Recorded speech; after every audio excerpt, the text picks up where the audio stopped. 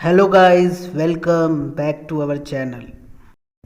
दोस्तों, आकाश में दिखाई देने वाले पिंडों में तारे जो होते हैं वो सबसे अधिक आकर्षक होते हैं। पृथ्वी के सबसे निकटतम का जो तारा है वो सूर्य है और दिन में सूर्य के इस प्रकाश के कारण ही हमें बाकी जो तारे होते हैं वो नहीं दिखाई देते। दोस्तों, आपको जान करके आश्चर्य होगा कि अधिकांश तारे पृथ्वी से इतनी दूरी पर हैं कि उनके प्रकाश को पृथ्वी तक आने में लाखों वर्ष का समय तक लगता है। तारों की जो दूरियां होती है उसे प्रकाश वर्ष से मापा जाता है। दोस्तों, प्रकाश की किरणें एक वर्ष में 3 गुना 10 की घात 8 मीटर प्रति सेकंड की चाल से जितनी दूरी तय करती है उसे प्रकाश वर्ष या कहें अंग्रेजी में लाइट ईयर्स कहा जाता है।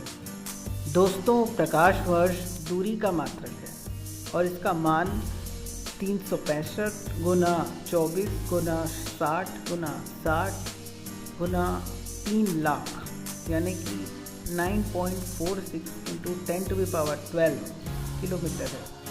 दोस्तों, पृथ्वी की सूर्य से दूरी लगभग 15 करोड़ किलोमीटर है। सूर्य के प्रकाश को पृथ्वी तक पहुंचने में 8.3 मिनट का समय लगता है।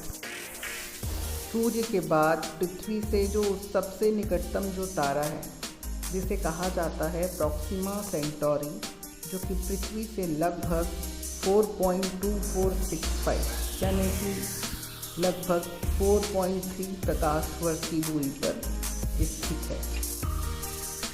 दोस्तों, आकाश में ध्यान से देखने पर तारों की एक धुंधली पट्टी दिखाई देती है जिसे आकाश गंगा और मिल्की वे भी कहा जाता है। और ये हमारी एक गैलेक्सी है और इस गैलेक्सी में ही पूरा सौर परिवार स्थित है और उसमें हमारी पृथ्वी भी स्थित है। और दोस्तों, ब्रह्मांड में ऐसी अनेक आकाश गंगाएं स्थित हैं। दोस्तों, ब्रह्मांड में सूर्य एवं सभी खगोलीय पिंड या कहें तारे जो होते हैं वो किसी न किसी ग्रह या फिर खगोलीय पिंड की परिक्रमा कर रहे होते हैं, परंतु दूर दूर में स्थित होने के कारण इनके बीच में होने वाले परिवर्तनों का हमें एहसास नहीं होता। दोस्तों, पृथ्वी अपने अक्ष पर हमेशा पश्चिम से पूर्व की तरफ घूर्णन करती हुई दिखाई देती है और इसके सापेक्ष जो हमारे तारे होते हैं वो हमेशा पूर्व से पश्चिम की ओर गति करते हुए दिखाई देते हैं, जबकि एक तारा है जो कि उत्तर दिशा में हमेशा स्थित होता है, जो कि होता है आपका ध्रुव तारा, जिसे अंग्रेजी में पोल स्टार भी कहा जाता है। दोस्तों, पृथ्वी के घूर्णन अक्ष पर इस ध्रुव तारे के स्थित होने के कारण पृथ्वी के किसी भी स्थान के सापेक्ष इसकी स्थिति नहीं बदलती है। दोस्तों, आसमान में तारों का एक विशेष समूह दिखाई देता है जो कि अलग अलग आकृतियों का हमें दिखाई देता है, जिसे तारामंडल या कहें कॉन्स्टेलेशन या प्लैनेटेरियम भी कहा जाता है। इन तारों के समूह को हमारे पूर्वजों ने अलग अलग नाम दिए हैं, जैसे कि बृहत सप्तर्षि या उर्सा मेजर, लघु सप्तर्षि या उर्सा माइनर, मृग या ओरायन। बृहत सप्तर्षि या उर्सा मेजर ऐसा तारामंडल है दोस्तों जो हम आसानी से पहचान सकते हैं। इसे बिग डिपर भी कहते हैं। दोस्तों, मृग या ओरायन भी आसानी से दिखाई देने वाला एक तारामंडल है और इसमें जो तारे होते हैं वो दूसरे तारामंडल के जो तारे होते हैं उनकी अपेक्षा काफ़ी ज़्यादा चमकीले होते हैं। इस तारामंडल की आकृति एक शिकारी पुरुष की तरह दिखाई देती है, इसलिए इसे काल पुरुष के नाम से भी जाना जाता है। दोस्तों, अगर हम सौर मंडल यानी कि सोलर सिस्टम के ग्रहों के बारे में बात करें तो सूर्य के समीप जो ग्रह होता है सबसे ज़्यादा वो होता है बुध, जिसे हम इंग्लिश में मर्क्यूरी भी कहते हैं। और ये सौर मंडल में सबसे ज़्यादा गर्म ग्रह होता है क्योंकि यह सूर्य के सबसे अधिक समीप होता है। चंद्रमा के समान इसका व्यास और इसका द्रव्यमान रहता है और इसी तरीके से चंद्रमा की तरह यहाँ पे भी कोई वायुमंडल नहीं होती है। इसकी धरातल जो होती है वो चट्टानी और पर्वतीय है।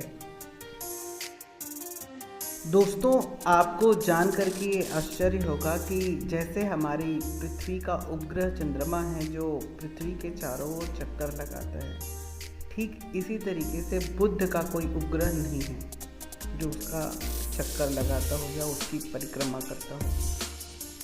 दोस्तों, सूर्य से बढ़ती हुई दूरी के क्रम में जो दूसरा ग्रह है उसे कहा जाता है शुक्र, जिसे हम इंग्लिश में वीनस कहते हैं। खगोलीय पिंडों में सबसे अधिक चमकीला शुक्र ही दिखाई देता है। इसके चमकीलेपन का कारण इसके चारों ओर घने बादलों से युक्त वायुमंडल का होना है। दोस्तों, ये सूर्य से आने वाली प्रकाश का 3/4 हिस्सा लगभग ये परावर्तित कर देता है और इन्हीं कारणों से ये चमकीला दिखाई देता है।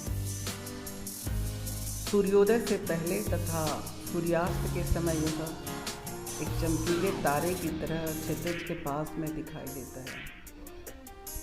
दोस्तों, ये तारा नहीं है, फिर भी इसे भोर का तारा या सांझ का तारा कहते हैं। शुक्र का द्रव्यमान पृथ्वी के द्रव्यमान का लगभग 4/5 गुना है और दोस्तों, इसका व्यास पृथ्वी के व्यास के बराबर होता है।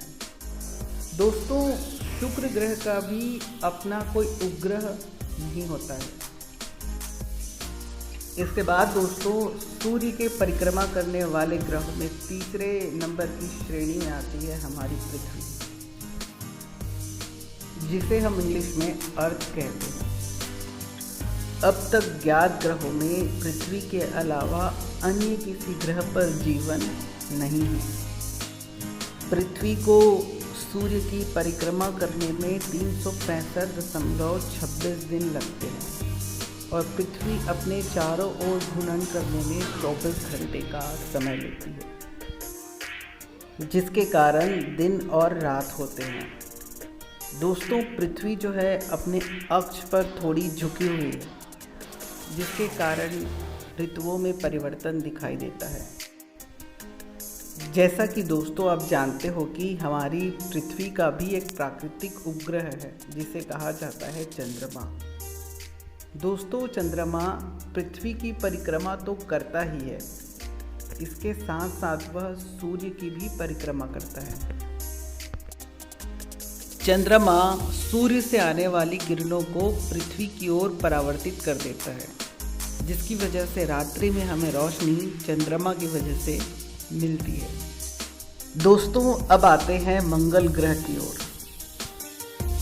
सूर्य से बढ़ती हुई दूरी के क्रम में यह सौर परिवार का चौथा ग्रह है। इसके लाल रंग होने के कारण इसे लाल ग्रह भी कहा जाता है। मंगल की त्रिज्या पृथ्वी की त्रिज्या के आधे से कुछ अधिक है, लेकिन इसका द्रव्यमान पृथ्वी के द्रव्यमान का 1/9 गुना है। इसके 2 प्राकृतिक उपग्रह हैं, फोबोस और डिमोस। अब आते हैं सौर परिवार के सबसे बड़े ग्रह, जिसे बृहस्पति या फिर जुपिटर भी कहा जाता है। इसका द्रव्यमान अन्य सभी ग्रहों के द्रव्यमान के योग से भी अधिक होता है। सूर्य से बृहस्पति की दूरी पहले के 4 ग्रहों को जोड़ने से जो दूरी आती है उससे भी अधिक होती है। सूर्य से पहुंचने वाली ऊष्मा तथा प्रकाश की मात्रा का मान जो है यहाँ पर मंगल और पृथ्वी की तुलना में अत्यंत कम है। बृहस्पति के कुल 28 उपग्रह हैं जो अब तक ज्ञात हैं। दोस्तों, हमारा अगला ग्रह है शनि, जो कि सूर्य से बढ़ती हुई दूरी के क्रम में 6वां ग्रह है। इसे इंग्लिश में सैटर्न भी कहा जाता है। और दोस्तों इसकी दूरी सूर्य से बृहस्पति की दूरी की लगभग 2 गुनी है। द्रव्यमान और संरचना में ये बिल्कुल बृहस्पति जैसा ही है, परंतु ये उसकी तुलना में ठंडा है। इसके चारों ओर 3 वलय उपस्थित होने के कारण यह अन्य ग्रहों से भी अत्यंत सुंदर दिखाई देता है और इसे दूरबीन की सहायता से भी देखा जा सकता है। शनि के अब तक दोस्तों 30 उपग्रह हैं जो ज्ञात हैं। दोस्तों इसके बाद आते हैं अरुण ग्रह की ओर, जिसे इंग्लिश में कहा जाता है यूरेनस। दोस्तों इसकी सूर्य से दूरी सूर्य से इसके शनि की दूरी के 2 गुने के बराबर है लगभग। अरुण के लगभग 21 उपग्रह हैं जो अब तक ज्ञात हैं। दोस्तों ये पहला उपग्रह है जो दूरबीन की सहायता से ढूंढा गया था। इसके बाद आता है दोस्तों आपका जो हमारा अगला ग्रह है वो है आपका वरुण ग्रह, जिसे इंग्लिश में नेपच्यून भी कहा जाता है। सूर्य से बढ़ती हुई दूरी के क्रम में यह 8वां ग्रह है और दोस्तों इसके साथ साथ सूर्य से बहुत अधिक दूरी पर स्थित होने के कारण यह बहुत अधिक ठंडा होता है। दोस्तों आपने सुना होगा कि 2006 से पूर्व सौर मंडल में एक 9वां ग्रह था जिसे बोला जाता था प्लूटो यानी कि यम, जिसे 24 अगस्त 2006 को अंतर्राष्ट्रीय खगोल विज्ञान संघ की एक बैठक जो कि प्राग में हुआ था, ग्रहों की परिभाषा में फिट नहीं बैठने के कारण प्लूटो को सौर परिवार से बाहर कर दिया गया था। इसे बौना ग्रह भी कहा जाता है। उस बैठक के अनुसार ग्रह उसे कहा जाता है जो सूर्य के चक्कर लगाता हो, जिसमें इतना द्रव्यमान हो कि गुरुत्वाकर्षण के कारण जिसका आकार गोल हो, जिसका परिक्रमा पथ साफ हो, जिसमें अन्य कोई खगोलीय पिंड ना हो। दोस्तों प्लूटो यानी कि यम जो है वो सूर्य के चक्कर तो ज़रूर लगाता है, परंतु छोटा आकार और कम द्रव्यमान होने के कारण यह पूर्णतः गोल नहीं है। दीर्घ वृत्ताकार या कहें लगभग अंडाकार कक्षा में ये परिक्रमा करते हुए यह नेपच्यून की कक्षा में चला जाता है, यानी कि उसके रास्ते में चला जाता है, जबकि अन्य ग्रह एक ही तल में सूर्य की परिक्रमा करते हैं, जबकि प्लूटो इनसे 17 अंश का कोण बनाता है। इन्हीं कारणों से दोस्तों प्लूटो यानी कि यम को सौर परिवार के क्रम से बाहर निकाल दिया गया। तो दोस्तों ये थी जानकारी कुछ आकाशीय पिंडों के बारे में। मिलते हैं ऐसी ही एक नई एजुकेशनल और लर्निंग वीडियो के साथ। तब तक के लिए दोस्तों नमस्कार।